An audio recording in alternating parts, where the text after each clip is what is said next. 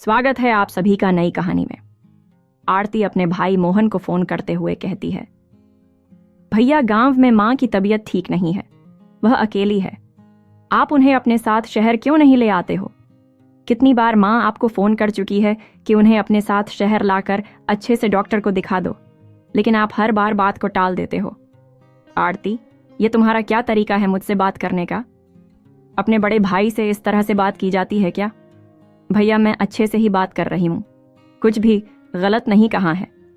पास में बैठी हुई आरती की भाभी दीपा मोहन के हाथ से फोन को छुड़ा लेती है। कहती है, आरती, हम तुम्हारी और मां की तरह फ्री नहीं हैं जो पूरा दिन घर पर बैठे रहे।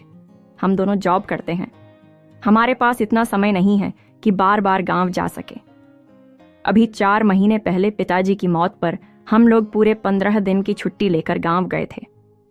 तुम्हें क्या लगता है मां की जरा सी तबीयत खराब होगी तो हम छुट्टी लेकर गांव पहुंच जाएं? तुम्हारे भैया भी नौकरी पेशा है और मैं भी नौकरी करती हूं, और नौकरी करने वाले लोगों के पास इतना समय नहीं होता। इतनी छोटी सी बात तुम्हें समझ में नहीं आती है। बार बार माँ बेटी फोन करके परेशान करती रहती हो। गांव आ जाओ, गांव चले जाओ, बस यही एक काम रह गया है मेरे लिए। गांव में माँ फ्री बैठी है और अपने ससुराल में तुम फ्री बैठी हो। नौकरी करती होती तब तुम्हें पता चलता कि कितना बिजी शेड्यूल होता है हम दोनों का। भाभी जो नौकरी नहीं करते हैं उनके पास कोई काम नहीं होता है क्या? वह पूरे दिन दीवार से तक लगाकर बैठे रहते हैं क्या? एक बार मेरे ससुराल आकर देख लो। इतना बड़ा घर परिवार है, पूरा अकेले संभालती हूँ, बच्चे संभालती हूँ, तीनों समय का खाना बनाती हूँ। भले ही आप जॉब करती होंगी, लेकिन हमें भी पूरा दिन काम करने से फुर्सत नहीं मिलती है। और अभी तो आप दोनों अकेले हैं, आराम से 2 टिफिन तैयार करके ऑफिस के लिए निकल जाते हैं। आरती की बात सुनकर उसकी भाभी दीपा तमतमा जाती है और कहती हैं, अगर तुम्हें माँ की इतनी ही फिक्र है तो माँ को अपने पास क्यों नहीं बुला लेती हो? ठीक है भाभी, अगर आप लोग माँ को नहीं बुला सकते हो तो मैं ही अपने पास बुलाकर डॉक्टर को दिखा दूंगी। इतना कहकर आरती फोन को काट देती है। देख रहे हो अपनी बहन के तेवर, कैसे आंखें दिखा रही थी मुझे। अब माँ को अपने पास बुलाकर 4 लोगों को और 4 रिश्तेदारों को यह दिखाएगी कि वह माँ की सेवा कर सकती है, और उनके बहू बेटे डॉक्टर को नहीं दिखा रहे हैं। सब लोग मुझे ही ताने मारेंगे। यही तो तुम्हारी बहन चाहती है। माँ भी 2 दिन बुखार क्या आता है, पूरा घर सर पर उठा लेती है। बेटी को सब कुछ बताने की क्या जरूरत है? हाँ दीपा, तुम सही कह रही हो। माँ की यह आदत अच्छी नहीं है। 2 दिन बीमार होती है और सब जगह हल्ला मचा देती है। बेटे बहू से लेकर बेटी के ससुराल तक सब कुछ बता देती है। आरती माँ को अपने पास लेकर जाए, उससे पहले मैं माँ को फोन कर देता हूँ कि मैं उसे लेने आ रहा हूँ, नहीं तो मुझे सभी लोगों की खरी खोटी सुननी पड़ेगी। डाइनिंग टेबल पर सुबह की 2 कप कॉफी को रखते हुए दीपा कहती है, तुम्हारी बहन के फोन ने मेरा मूड ऑफ कर दिया है। सुबह सुबह फोन कर देती है, यह भी नहीं देखती हम दोनों के ऑफिस का समय है। मोहन माँ को फोन करता है कि माँ अपना सामान पैक कर लो, मैं कल आपको लेने आ रहा हूं। बेटे की बात सुनकर कावेरी जी बहुत खुश हो जाती है। ठीक है बेटा, आ जाओ, फिर मैं तुम्हारे साथ शहर ही चलूंगी। मेरा इधर अकेले घर में मन नहीं लगता है। पहले तो तुम्हारे पिताजी थे तो कोई समस्या नहीं थी, लेकिन जब से तुम्हारे पिताजी मुझे छोड़कर गए हैं तब से मेरा इस घर में मन नहीं लगता। खाली घर काटने को दौड़ता है। बेटे बहू के पास रहूंगी तो अच्छा लगेगा। झुंझलाता हुआ बेटा कहता है, ठीक है माँ, अब मैं फोन रखता हूँ, मुझे ऑफिस जाने के लिए लेट हो रहा है। इधर कावेरी जी बेटे के पास जाने के लिए एक बैग में कुछ कपड़े रख लेती हैं। दूसरे दिन मोहन कावेरी जी को अपने साथ शहर लेकर आ जाता है। जब कावेरी जी बहू बेटे के घर पहुंचती हैं, उसी समय बहू ऑफिस से वापस आई थी। बेटे ने उन्हें लाने के लिए छुट्टी ली थी। ऑफिस से आने के बाद बहू अपने कमरे में आराम कर रही थी। कावेरी जी मोहन से पूछती हैं, बहू दिखाई नहीं दे रही है? माँ, वह अभी ऑफिस से आई है, दिन भर काम करके थक जाती है, रेस्ट कर रही है। अच्छा बेटा, ठीक है। इतना कहकर कावेरी जी एक छोटे से कमरे में चली जाती है। कमरे में सामान के नाम पर एक फोल्डिंग पलंग पड़ा हुआ था और ऊपर एक पंखा लगा हुआ था। बहू अपने कमरे में सो रही है और बेटा भी फोन में व्यस्त है। कमरे में बैठी बैठी कावेरी जी एकदम से बोर हो रही थी। कोई उनसे बात करने वाला नहीं था। गांव में तो कोई ना कोई उनसे बात करता रहता था। बेटे के पास आती है और कहती है, बेटा जब से आई हूं बहू सो रही है, घंटा भर होने को है और तुम भी अपने फोन में व्यस्त हो। मुझसे कुछ बातें कर लो, मुझे अकेले कमरे में अच्छा नहीं लग रहा। अब तुमसे बातें क्या करूं, वैसे भी पूरा दिन आने जाने में थक गया हूं। तुम भी अपने कमरे में आराम से जाकर बैठो। शहर में सभी लोग कम ही बात करते हैं, अपने अपने कामों में व्यस्त रहते हैं। तुम अपनी बहू से ज्यादा बातचीत की उम्मीद मत करना, क्योंकि वह नौकरी पेशा है, उसके पास समय नहीं रहता। हम दोनों सुबह ही ऑफिस के लिए निकल जाते हैं। तभी बहू के कमरे से निकलने की आवाज आती है। कहती हैं, ओहो माँ जी, आ गई आप। फॉर्मेलिटी के लिए कावेरी जी के घुटनों तक पैर छूती है। मोहन, तुमने अभी तक ब्लैक कॉफी नहीं बनाई। तुम्हें पता है, शाम को जब मैं सोकर उठती हूं मुझे ब्लैक कॉफी पीने की आदत है। ओहो डार्लिंग, मैं तो भूल ही गया था। फोन में इतना व्यस्त हो गया कि ब्लैक कॉफी बनाना ही भूल गया। अभी तुम्हारे लिए ब्लैक कॉफी बनाकर लाता हूं। बहू कमरे से उठकर सोफे पर आकर बैठ गई और वह भी फोन चलाने लगी। मोहन रसोई में कॉफी बनाने के लिए चला गया। कावेरी जी मन में सोचने लगी कि घंटे भर से ऊपर हो गया है मुझे। घर में आए हुए किसी ने मुझे एक गिलास पानी या चाय तक के लिए नहीं पूछा। बेटा अपनी पत्नी के लिए ब्लैक कॉफी बना सकता है तो क्या मेरे लिए एक कप चाय नहीं बना सकता था? कावेरी जी हिम्मत करके सोफे पर बैठी हुई बहू से कहती हैं, मेरी भी चाय का समय हो रहा है, मेरे लिए एक कप चाय बना दो। वैसे भी दिन भर से आज चाय नहीं पी। मोहन माँ जी को रसोई में ले जाओ और इनको बता दो चाय पत्ती शक्कर वगैरह किधर रखी है, जिससे यह रोज अपने लिए चाय बना लिया करें। मेरे पास इतना समय नहीं होता कि उनके लिए सुबह शाम चाय बनाती रहूं। सुबह से लेकर शाम तक ऑफिस में रहती हूं और उधर से आने के बाद काम करने की मुझ में हिम्मत नहीं है। बहू की बात सुनकर कावेरी जी हैरान रह गईं कि एक दिन घर में आए नहीं हुआ। बहू ने रसोई का रास्ता दिखा दिया। माँ इधर रसोई में ही आ जाओ, मैं तुम्हें बता दूंगा कौन सी चीज कहां पर रखी है, क्योंकि हम दोनों तो सुबह सुबह पूरे दिन के लिए ऑफिस चले जाएंगे। घर पर तुम्हें ही रहना है तो अपने खाने का इंतजाम भी तुम्हें खुद ही करना पड़ेगा। बाद में तुम परेशान होती रहोगी। इससे अच्छा है आज ही सारी चीजें जान समझ लो, तुम्हें काम करने में आसानी होगी। मोहन रसोई में रखा सामान बताने लगता है कि किस में क्या रखा है। उसके बाद कावेरी जी से यह कहकर कि माँ तुम अपनी चाय बना लो, ब्लैक कॉफी लेकर हॉल में आ जाता है। ये लो डार्लिंग, तुम्हारे लिए ब्लैक कॉफी बना दी है। कावेरी जी एक भगोने में दूध, पानी, चाय पत्ती और चीनी डालकर अपने लिए एक कप चाय बना लेती हैं। कावेरी जी को बहू बेटे का व्यवहार अच्छा नहीं लगता है। कहीं ना कहीं उनका मन बहू बेटे के इस व्यवहार से दुखी है। थोड़ी देर में बेटा अपनी इवनिंग वॉक के लिए जाने लगता है और जाने से पहले कहता है, माँ कल सुबह 8 बजे डॉक्टर का अपॉइंटमेंट लिया है तुम्हें दिखाने के लिए, तैयार रहना।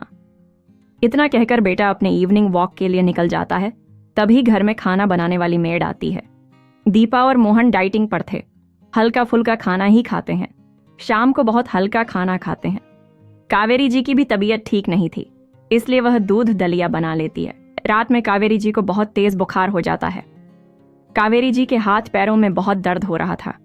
बेटे बहू को बहुत आवाज लगाती रही, लेकिन दोनों अपने कमरे में एसी में सोए हुए थे। किसी को मां की आवाज सुनाई नहीं देती। पूरी रात कावेरी जी दर्द से कराहती रही। सुबह बेटा उठकर हॉस्पिटल जाने के लिए रेडी हो गया। कमरे में गया तो मां अभी तक सो रही थीं। गुस्सा होते हुए कहने लगा, क्या मां तुम अभी तक सो रही हो? मैंने तुमसे कल ही कह दिया था कि जल्दी से तैयार हो जाना। मैंने ऑफिस से सिर्फ हाफ डे लिया है, इसके बाद मुझे ऑफिस जाना है। तुम इधर मुझे लेट करा दोगी तो मैं ऑफिस के लिए भी लेट हो जाऊंगा। बेटे की आवाज सुनकर हड़बड़ाती हुई कावेरी जी उठती है और कहती है, बेटा मुझे रात भर से बहुत तेज बुखार है, हाथ पैरों में बहुत दर्द हो रहा है, ऐसा लग रहा है कि पैरों को किसी ने जकड़ लिया हो, ठीक से चला भी नहीं जा रहा। मां बुखार में तो ऐसा लगा रहता है। अब तुम जल्दी से तैयार हो जाओ। दीपा कहती है, मोहन डाइनिंग टेबल पर तुम्हारे स्प्राउट्स रखे हुए हैं, खा लेना, और मैंने टिफिन में भी सैलेड स्प्राउट्स पैक कर दिए हैं। हम दोनों का तो स्प्राउट्स में हो जाएगा। माँ जी को जो खाना है वो रसोई में जाकर बना लेगी। क्योंकि अभी 4 दिन के लिए हमारी मेड भी छुट्टी पर गई है, तो माँ जी को अपना खाना खुद ही बनाना पड़ेगा। कावेरी जी बहू की बात सुन लेती है। कहती हैं, बहू मेरी तबीयत गांव में ही ठीक नहीं थी, इधर तुम लोगों के पास भी इसीलिए आई हूं ताकि ठीक से इलाज करा सकूं। क्या तुम अपनी बूढ़ी सास को हारी बीमारी में भी खाना बनाकर नहीं दे सकती हो? माँ जी, अगर तुम्हें खाना बनाने वाली बहू चाहिए थी तो अपने लड़के से कह देना था किसी गांव की लड़की को पसंद कर लेता जिसे सिर्फ खाना बनाना आता हो। अब मैं ठहरी शहर की पढ़ी लिखी लड़की जो तुम्हारे बेटे के साथ ऑफिस में ही जॉब करती है। मुझसे खाने की उम्मीद कभी मत करना। बहू पढ़े लिखे होने से और नौकरी करने से ये तो नहीं हो जाता कि बहू जरूरत पड़ने पर घर का खाना भी न बनाए। मैंने ऐसे बहुत से घर देखे हैं जहां बहुएं रसोई भी संभाल लेती हैं और अपनी नौकरी भी संभालती हैं। माँ जी, तुम तो ठहरी गांव की अनपढ़ गवार, तो तुम क्या जानो कि नौकरी करना और पैसा कमाना कितना मुश्किल काम होता है। पूरे 80,000 महीने के कमाती हूं, कभी इकट्ठे देखे भी नहीं होंगे तुमने इतने सारे पैसे। अपनी जिंदगी में तुमने कभी 6,000 भी नहीं कमाए होंगे। इस तरह अपनी नौकरी की हेकड़ी दिखाकर दीपा ऑफिस के लिए निकल गई। कावेरी जी को बहू की बात सुनकर बहुत बुरा लगता है। आंखों में आंसू भर आए। एक तो उनकी तबीयत पहले से ही ठीक नहीं थी, ऊपर से बहू को अपनी नौकरी का इतना ज्यादा घमंड है। सीधे मुंह बात ही नहीं करती है और बेटे की आंखों पर पैसे की पट्टी बंधी हुई है। उसकी पत्नी माँ से कुछ भी कहती रहे, उसे जरा सा भी फर्क नहीं पड़ता। कावेरी जी को बहू बेटे के घर आने के बाद उतना अच्छा नहीं लग रहा था जितना वह अपने बहू बेटे का घर समझ कर आई थी। पल पल उन्हें यह एहसास कराया जा रहा था कि वह घर में मेहमान है। कुछ खाए पिए बिना ही कावेरी जी डॉक्टर को दिखाने के लिए चली गई। अस्पताल में बैठी हुई कावेरी जी अपने पति को याद कर रही थीं कि जब से तुम गए हो तब से जीने की इच्छा ही खत्म हो गई है। अब तो भगवान मुझे भी ऊपर बुला लें। बहू बेटे के घर में मैं आ तो गई हूं, लेकिन इतना परायापन मुझे गांव में आस पड़ोस के घरों में भी नहीं होता था जितना अपने ही बहू बेटे के घर में मुझे परायापन महसूस हो रहा है। न तो इस घर में मुझसे कोई बात करता है और न ही मेरा हाल चाल पूछता है। जब से आई हूं बहू 2 घड़ी भी मेरे पास आकर नहीं बैठी है, ना ही मेरी तबीयत के बारे में पूछा। सिर्फ अपनी नौकरी और अपने डाइट प्लान और अपनी फिटनेस को लेकर ही बातें करती रहती है। बाकी उसे दुनियादारी से या किसी रिश्ते से कोई मतलब नहीं है। सारे चेकअप कराने के बाद डॉक्टर कहता है कि इनको तो डेंगू हुआ है। इतना तेज फीवर है। मैं 10 दिन की दवाई दे रहा हूं। खाने पीने का ध्यान रखिएगा जिससे यह जल्दी रिकवर हो जाए और 4 दिन बाद मुझे फिर से दिखाने के लिए लाना। धीरे धीरे कावेरी जी की तबीयत ठीक होने लगती है। कावेरी जी की फोन पर बेटी से बात होती रहती है जिससे उनका थोड़ा बहुत मन लगा रहता है। हालांकि बहू बेटे ऑफिस चले जाते हैं तो पूरे दिन घर में मन नहीं लगता। किसी तरह से वह अपने समय को निकालती है। पूरा महीना कावेरी जी को बहू बेटे के पास रहते रहते हो गया। अब उनकी तबीयत ठीक हो गई थी। घर के छोटे मोटे सभी काम कावेरी जी कर देती थीं। जब बहू बेटे ऑफिस से आते तो उन्हें घर एकदम से साफ सुथरा मिलता है। रसोई भी चमचमाती हुई दिखती। किसी तरह से घर के कामों में मन लगाकर वह खुद को बिजी रखने की कोशिश कर रही थी। एक दिन वह अपने बेटे से कहती है कि वह गांव जाना चाहती है। बहू बेटा भी उन्हें गांव भेजने के लिए तैयार हो जाते हैं, लेकिन अचानक से बहू की तबीयत खराब हो जाती है। डॉक्टर के पास गए तो पता चला कि दीपा मां बनने वाली है। यह सुनकर सभी लोग खुश हो जाते हैं। दीपा कमरे में मोहन से कहती है कि अब तुम अपनी मां को इधर ही रोक लो, मुझे उनकी जरूरत पड़ेगी। कल को घर में छोटा बच्चा आ जाएगा तो उसको संभालने के लिए किसी ना किसी की तो जरूरत पड़ेगी ही। आया लगवाएंगे तो पैसे देने पड़ेंगे। तुम्हारी माँ कब काम आएगी और तुम्हारी माँ गांव में रहकर भी क्या करेगी? हम उनके बेटे बहू हैं। अपनी माँ को समझाओ कि वह हमारे पास ही रहे। पहले तो पिताजी थे तो समझ में आता है, गांव में रहती थी, लेकिन अब उधर कोई नहीं है तो हमारे पास रहने में क्या बुराई है। कल तक जो बेटा बहू माँ को अपने पास से भेजने के लिए खुशी खुशी तैयार थे, आज जरूरत पड़ने पर माँ को रोकने के लिए तिकड़म लगा रहे हैं। मोहन माँ के पास आता है और कहता है, माँ अब तुम हमारे पास ही रुक जाओ, गांव जाकर क्या करोगी, और वैसे भी अब गांव में कौन है। बाद में जब तुम्हें जरूरत पड़ेगी तो हमारे पास ही आओगी। बेटा मेरा इधर मन नहीं लगता है। गांव में कम से कम 4 लोग मुझसे बात करने के लिए हैं। इधर तुम दोनों ऑफिस चले जाते हो, कोई मुझसे बात करने के लिए नहीं है। टीवी भी देखूं तो कब तक? आज माँ की जरूरत है तो। दीपा भी बीच में आकर कहती है, माँ जी हमारी सोसाइटी में एक बड़ा ही अच्छा मंदिर है, आप चाहो तो शाम को 2-3 घंटे के लिए मंदिर चली जाया करो। उधर आपकी ही उम्र की बहुत सारी औरतें आती हैं, जहां आपस में बातचीत भी हो जाया करेगी, भजन कीर्तन भी होते हैं, आपका मन लगा रहेगा।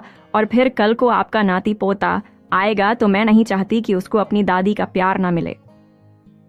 कावेरी जी को बहू बेटे का बदला हुआ व्यवहार समझ तो आ रहा था। कावेरी जी की बेटी आरती भी यही कहती है कि माँ, आप भैया भाभी के पास रुक जाओ, गांव में अकेले जाकर क्या करोगी? अगर तुम्हारी तबीयत फिर से खराब हुई तो वापस आना पड़ेगा, और फिर कुछ ही महीनों में घर में एक बच्चा आ जाएगा जिससे आपका मन लगा रहेगा। आप गांव में अकेली रहती है तो मुझे आपकी चिंता लगी रहती है। कावेरी जी अब धीरे धीरे बहू बेटे के घर में अपना मन लगाने की पूरी कोशिश करने लगी। सुबह उठकर पूजा पाठ करती, घर में थोड़े बहुत काम करती है, बाहर पेड़ पौधों में पानी देती। बहू बेटे तैयार होकर ऑफिस के लिए निकल जाते। उसके बाद वह दोपहर में थोड़ा बहुत टीवी देख लेती। फिर शाम को 2 से 3 घंटे के लिए वह मंदिर में अपना समय व्यतीत करने लगी। सोसाइटी के मंदिर में बहुत सी औरतें आती थीं जिनके साथ वह बातचीत करने लगी। कुछ उनकी बहुत अच्छी सहेलियां बन गईं। अब उनका अच्छे से मन लगने लगा। कावेरी जी को गाना बजाना बहुत अच्छे से आता था। उनके ढोलक की सभी लोग बहुत तारीफ करते थे कि सच में आप बहुत अच्छी ढोलक बजाती हैं और बहुत अच्छे भजन गाती हैं। पूरे मंदिर में सभी उन्हें जानने पहचानने लगे थे। आज जन्माष्टमी का त्योहार है। मंदिर में सभी ने कावेरी जी से पहले ही कह दिया था कि आप जल्दी आ जाना, आपके भजन कीर्तन सुनने के लिए सभी लोग इकट्ठे हुए हैं। घर के सारे छोटे मोटे कामों को निपटाकर कावेरी जी मंदिर के लिए चली गई। आज उन्हें मंदिर में कुछ ज्यादा ही समय लग गया। वैसे तो वह 2 से 3 घंटे में मंदिर से वापस आ जाती थी, लेकिन जन्माष्टमी की वजह से आज उन्हें आते आते रात के 8 बज गए। उनकी एक सहेली उन्हें घर छोड़ गई, लेकिन जैसे ही वह घर आई तो बहू बेटा दोनों ही चिल्लाते हुए कहने लगे, ये कोई समय होता है घर आने का? माँ जी, आपसे मंदिर जाने के लिए क्या कहा कि पूरा दिन मंदिर में ही ढोलकी बजाती रहती हो? घर में कुछ काम धाम भी देख लिया करो। हाँ माँ, ये तुम्हारी सही बात नहीं है। तुम्हें पता है तुम्हारी बहू पेट से है, ज्यादा काम धाम नहीं कर सकती है, उसको देखभाल की जरूरत है, और तुम मंदिर में बैठे बैठे भजन कीर्तन और ढोलकी बजाती रहती हो। बेटा, आज वह जन्माष्टमी थी, इसके लिए समय गया। वैसे तो मैं रोज समय से ही आ जाती थी। मौका मिलते ही दीपा ने आज फिर से अपनी नौकरी का तंज कस दिया। हाँ, और तुम्हारी माँ को आता ही क्या है? भजन कीर्तन और ढोलकी बजाने के अलावा तो वही करेगी। इतनी पढ़ी लिखी तो है नहीं कि कहीं जाकर नौकरी कर सके, कुछ पैसे कमा सके, इसलिए ढोलकी बजाकर मन बहला लेती है। आज बहू की बात सुनकर कावेरी जी चुप नहीं रहती और कहती हैं, बहू, दुनिया में मैं अकेली नहीं हूं जो पैसे नहीं कमाती हूं, और तुम भी दुनिया में अकेली नहीं हो जो नौकरी करती हो। तुम्हारे जैसी बहुत सी लड़कियां नौकरी करती हैं, लेकिन तुम्हारे जैसे घमंड कोई नहीं करता। बात बात पर नौकरी का घमंड दिखाती हो। अगर तुम्हें अपनी नौकरी का, पैसे का इतना ही घमंड तो मैं भी तुम्हें एक दिन पैसा कमा कर दिखाऊंगी। बात पैसे कमाने की है तो वह तो कोई भी कमा सकता है। हाँ, कहने में और करने में बहुत फर्क होता है। कैसे कमाओगी पैसे? पढ़ी लिखी तो हो नहीं, कुछ आता जाता है नहीं, कमाओगी पैसे? कावेरी जी का मजाक उड़ाती हुई बहू कमरे में चली गई। कावेरी जी ने गुस्से में अपनी बहू से कह तो दिया पैसे कमाने का, लेकिन पूरी रात वह इसी सोच में रही कि वह कैसे पैसे कमाएंगी। सच में उन्हें ऐसा कुछ भी नहीं आता जिससे पैसे कमा सकें। दूसरे दिन भी वह पूरे दिन इसी चिंता में रही। जब शाम को मंदिर गई तो उनके चेहरे को देखकर सहेलियों ने पूछ लिया, क्या हुआ कावेरी, आज तुम बड़ी ही उदास लग रही हो, तबीयत ठीक नहीं है क्या? अरे नहीं सुधा, ऐसी कोई बात नहीं है। अरे कावेरी, कुछ तो बात है, तुम मुझसे कुछ छुपा रही हो। सुधा जी के बहुत आग्रह करने पर कावेरी जी ने बहू की बात बता दी कि बहू को अपनी नौकरी का बहुत घमंड है, और मैंने भी गुस्से गुस्से में कह दिया कि मैं उसे पैसे कमा कर दिखाऊंगी, पर मुझे तो ऐसा कुछ भी नहीं आता जिससे मैं पैसे कमा सकूं। अरे कावेरी, तुम इतने अच्छे भजन कीर्तन करती हो, इतनी अच्छी ढोलक बजाती हो, तो क्यों ना तुम अपना एक YouTube चैनल खोलो और उस पर अपने भजन कीर्तन डाला करो, लोगों को ढोलक बजाना सिखाया करो। अच्छा, उससे क्या होगा? उससे पैसे मिलेंगे। क्या YouTube से पैसे भी मिलते हैं? आश्चर्य से कावेरी जी ने सुधा जी से पूछा। हाँ हाँ, कावेरी मेरी बेटी बहुत बड़ी यूट्यूबर है, वह यूट्यूब पर काम करती है। कल मैं उसे ले आऊंगी, तुम्हें सारा कुछ समझा देगी, तुम्हारा एक भजन का चैनल भी बना देगी। मंदिर तो तुम आती ही हो और इतने अच्छे भजन कीर्तन करती हो, यही कीर्तन सीधे चैनल पर डाल दिया करो, बाकी का सब कुछ मेरी बेटी देख लेगी। दूसरे दिन सुबह बेटी मंदिर में आती है और कावेरी जी के नाम से एक उनका कावेरी भजन कीर्तन नाम से चैनल बना देती है। आंटी जी, आपको कुछ नहीं करना है, ये मेरा एक पुराना स्टैंड पड़ा था, इसमें बस अपना मोबाइल लगाकर वीडियो ऑन कर लेना और जो भी आप भजन कीर्तन करती है वह सब कुछ फोन में रिकॉर्ड कर लेना और मेरे पास भेज देना, बाकी का सारा काम मैं कर दूंगी। बेटा, पर मेरे पास तुम्हें देने के लिए कोई पैसे नहीं है। आंटी जी, मुझे आपसे कोई पैसा नहीं चाहिए, जब आप पैसे कमाने लगेगी तब आप मुझे दे देना। कावेरी जी का भजन कीर्तन का एक चैनल बन गया। 2-3 महीने तक कावेरी जी रोज मंदिर जाती और जो भी कीर्तन होते सब कुछ रिकॉर्ड कर लेती और अपनी सहेली की बेटी के पास भेज देती। धीरे धीरे कावेरी का चैनल चलने लगा और 4 महीने में ही उनके भजन के 2 वीडियो वायरल हो गए। लोगों को कावेरी जी के भजन कीर्तन बहुत ज्यादा पसंद आ रहे थे। दिन ब दिन उनका चैनल बढ़ता ही जा रहा था और एक दिन ऐसा आया जब सुधा जी की बेटी कावेरी जी के पास आई और बोली, आंटी जी, आपका चैनल मोनेटाइज हो गया है और उसमें बहुत सारे पैसे आने लगे हैं, अगले महीने पैसे आपके अकाउंट में आ जाएंगे। कावेरी जी का बैंक अकाउंट भी सुधा जी की बेटी ने खुलवाया था। कावेरी जी के चैनल के बारे में उनके बेटे बहू को भनक तक नहीं थी। सच में बेटा, मेरे भजन कीर्तन से मुझे पैसे भी मिलने लगेंगे?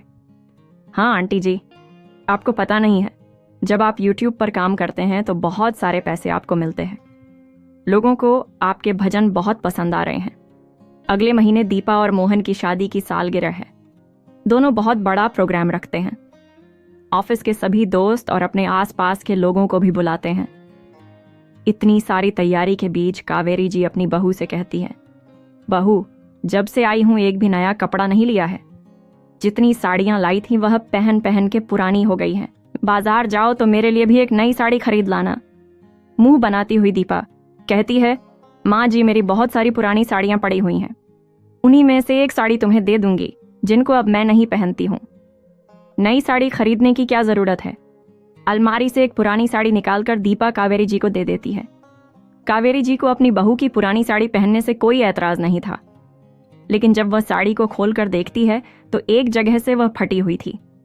बहू, यह साड़ी फटी हुई है। तो क्या हो गया फटी हुई है? सुई धागे से थोड़ी सी सिलाई कर लो और पहन लेना। हमारी शादी की सालगिरह का इतना बड़ा प्रोग्राम हो रहा है, तुमसे तो हम किसी उपहार की उम्मीद नहीं कर सकते। ऊपर से हमें खर्च बताती रहती हो, कहीं साड़ी खरीद लो, कहीं यह कर दो, कहीं वह कर दो। वैसे ही घर में रखकर हम तुम्हारे ऊपर बहुत सारे खर्चे कर रहे हैं। बहू यह भी नहीं देख रही कि अभी उसकी सास कमरे में ही बैठी है, बस बड़बड़ाए जा रही थी। बहू के व्यवहार से कावेरी जी बहुत ज्यादा दुखी होती हैं। कावेरी जी बाहर आकर बैठ गई। थोड़ी देर में दीपा पार्लर के लिए निकल गई। दीपा के जाते ही सुधा जी की बेटी श्रेया घर आती है और कहती है, आंटी जी, मुबारक हो, आपके अकाउंट में पूरे 1 लाख रुपए आ गए हैं। आपकी पहली कमाई 1 लाख की है, सैलरी मिली है आपको। श्रेया की बात सुनकर कावेरी जी की खुशी का ठिकाना नहीं रहा। सच कह रही है बेटा, मेरी पहली सैलरी आ गई और वह भी इतनी ज्यादा।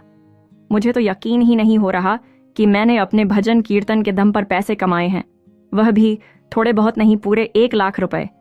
मैंने तो कभी इतने पैसों की उम्मीद ही नहीं की थी। हाँ आंटी जी, मैं सच कह रही हूं, अब तो मुझे आपसे पार्टी चाहिए।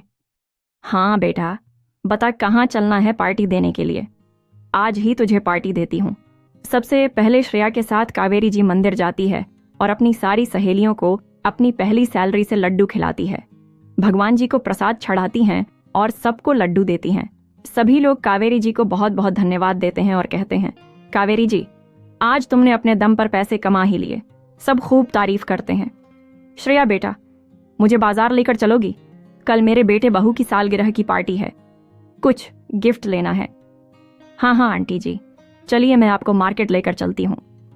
कावेरी जी अपनी बहू को उपहार में देने के लिए एक बहुत ही सुंदर साड़ी खरीदती है और अपने लिए भी एक साड़ी खरीद लेती है। श्रेया को भी एक सूट खरीदवाती है और साथ ही श्रेया को उसके काम के लिए कुछ पैसे देती है। कहती है कि बेटा, अगर तुम नहीं होती तो शायद यह पैसे मैं कभी नहीं कमा पाती। बस आंटी जी, आप ऐसे ही काम करते रहिएगा खुशी से। कावेरी जी घर वापस आ गई। डाइनिंग टेबल पर रखी हुई साड़ियों को बार बार उठाकर देख रही थी, क्योंकि आज उन्हें उन साड़ियों को देखकर बड़ी ही खुशी मिल रही थी, क्योंकि उन्होंने वो अपनी पहली कमाई से ली है। कावेरी जी अपने पैसों से बहू के लिए साड़ी और बेटे के लिए भी पेंट शर्ट खरीद कर लाई। दूसरे दिन सभी लोग घर पर आ गए। कावेरी जी की बेटी आरती भी आई थी। पूरा घर सभी मेहमानों से खचाखच भरा हुआ था। केक काटने के बाद सभी लोग दीपा और मोहन को गिफ्ट देने लगते हैं। तभी कावेरी जी एक बड़ी सुंदर सिल्क की साड़ी पहनकर अपने कमरे से आती है। सास को इतनी महंगी साड़ी पहने देखकर दीपा अपने पति मोहन से कहती है, इतनी महंगी साड़ी तुमने दिलवाई है क्या माँ जी को? इतने सारे पैसे खर्च करने की क्या जरूरत थी? नहीं दीपा, मैंने ये साड़ी नहीं खरीदवाई है। आज कावेरी जी के पास बहू के नौकरी वाले घमंड को उतारने का अच्छा मौका था। बहू के हाथ में लाया हुआ गिफ्ट थमाते हुए कावेरी जी कहती हैं, ये लो बेटा, तुम्हारे लिए पूरे 5,000 की साड़ी खरीद कर लाई हूं। आंखें फाड़ दीपा कहती है, क्या माँ जी 5,000 की साड़ी खरीदी है? कहां से आए इतने सारे पैसे? पक्का तुमने मोहन से पैसे मांगे होंगे।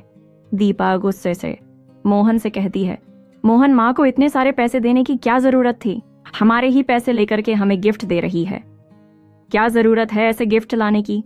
अगर अपने पैसों से गिफ्ट लाती तो हमें ज्यादा खुशी होती। हमारे ही पैसों के गिफ्ट हमें दे रही है।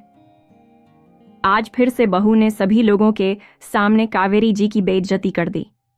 सभी लोग बहू की बात सुनकर आश्चर्यचकित रह जाते हैं कि कैसे सबके सामने बहू अपनी बूढ़ी सास से बात कर रही है।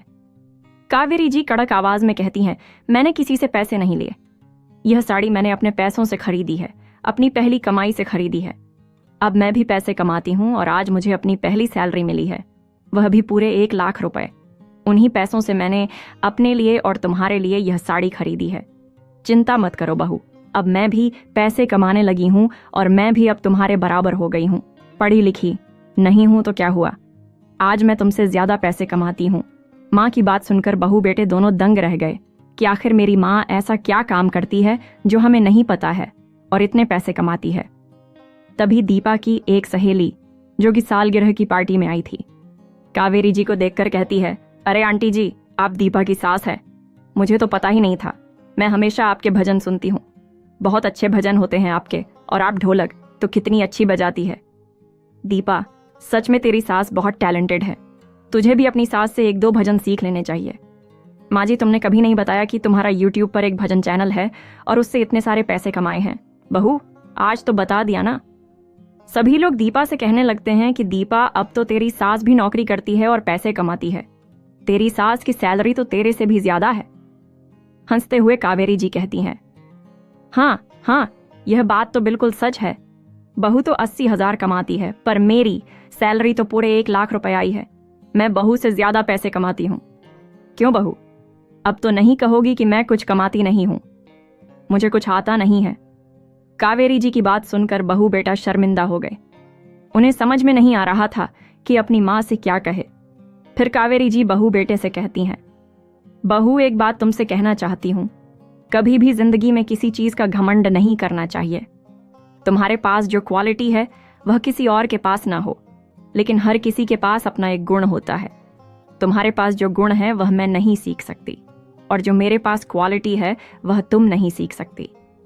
रही बात पैसा कमाने की, तो पैसा तो अगर इंसान अपने पर आ जाए तो कमा ही लेता है, लेकिन अपनी नौकरी की किसी को अक्कड़ नहीं दिखानी चाहिए। तुम्हें अपने माता पिता के घर में इस तरह का माहौल मिला और इस तरह की पढ़ाई मिली कि आज तुम नौकरी कर रही हो, लेकिन मुझे या मेरे जैसी बहुत सी औरतों को मौका नहीं मिलता है, तो कभी उन्हें इस वजह से अपमानित नहीं करना चाहिए कि वह नौकरी नहीं करती है। आरती अपनी माँ के पास आती है और हाथ पकड़कर कहती है, माँ, आपने मुझे भी नहीं बताया। सच में माँ, आप कमाल हो, इतना बड़ा काम कर लिया। आज तो आपने भाभी से भी ज्यादा पैसे कमाकर दिखा दिए। अब आप किसी से कम नहीं हैं। क्यों भाभी, सच कहा ना मैंने।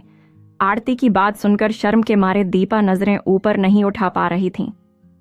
उसे अपनी गलती का एहसास था कि उसने कितनी बार अपनी सासू माँ का अपमान किया है।